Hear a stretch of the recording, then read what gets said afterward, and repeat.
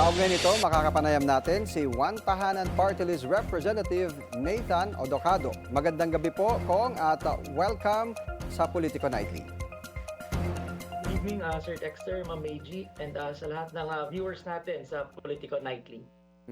Kong, bakit po nakikita niyo mahalagang ma-exempt sa travel tax yung mga estudyante, senior citizen at mga OFW? Well, I think the tax system should be progressive, Sir Dexter, no? Kasi nakita natin kung blanket policy lang, hindi siya akma doon sa socio-economic status ng taong pa-travel. And I think this is very timely because marami tayong mga kababayan na nagta-travel and napakalaki ng travel tax for the ordinary Filipino families.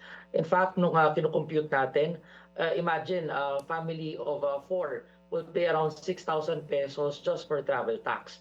Now, if the family is composed of students, napakasakit ito sa bulsa nila.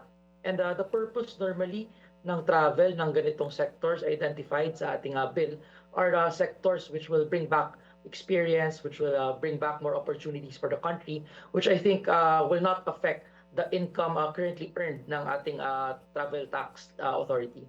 Sa ngayon, kasi Kong, umaabot mula 1,600 hanggang 2,700 yung travel tax. Depende kung saang class ka sa eroplano nakaupo. So, paano po ito makaapekto sa mga ordinaryong Pilipino?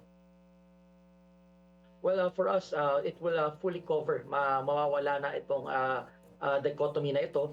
Basta pasok ka doon sa mga exempted individuals. Now, the bill discusses five exempted classes. First is students from elementary up until vocational courses, as long as you can prove na nag-enroll po kayo. Pangalawa is ang ating mga senior citizens na fully covered dapat or exempted kayo.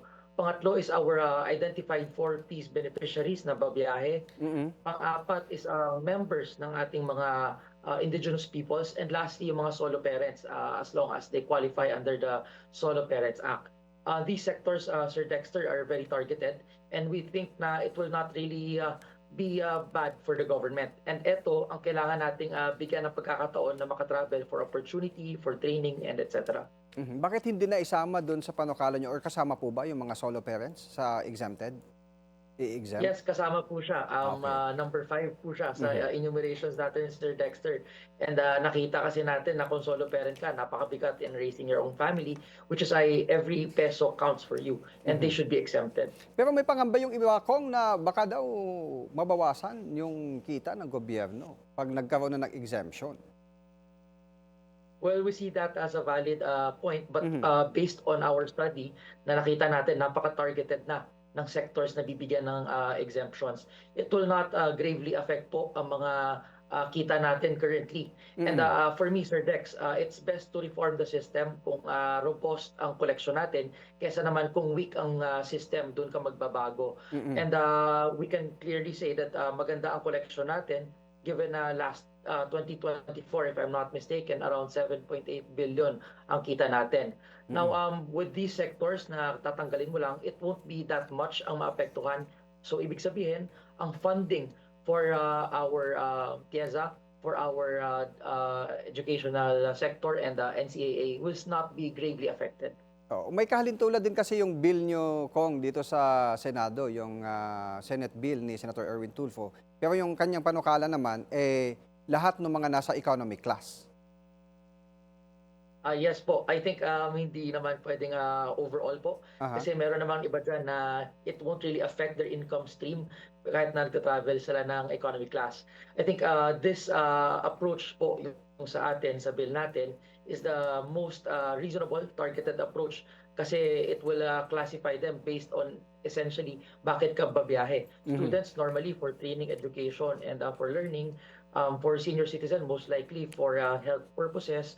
Yung mga 4Ps na babiyahe, most likely naghahanap ng better opportunities tapos sponsor ng relative or some other organizations abroad. So these things ang finactor in natin when we made this distinction from other pending bills. Okay. So, paano po ka-realistic na maipapasa ito ngayong 20th Congress? Well, just like any advocacy po, you have to fight for it, no? And we're really eager to fight for this kasi we see a bigger benefit po pag naipasa po ito. Mas marami tayong mga kababayan na matututo abroad. But more importantly, mas lalaki ang opportunities nila kung medyo magaan mag-travel. And for us, Sir Dex, no, travel policies are actually public service in action measured by the minute and not by promises. So ito yung purpose bakit na gumawa tayo ng batas na ganito. Okay, maraming salamat po, Party List Representative Nathan Odocado. Magandang gabi. Thank you, Sir Dexter. Good evening.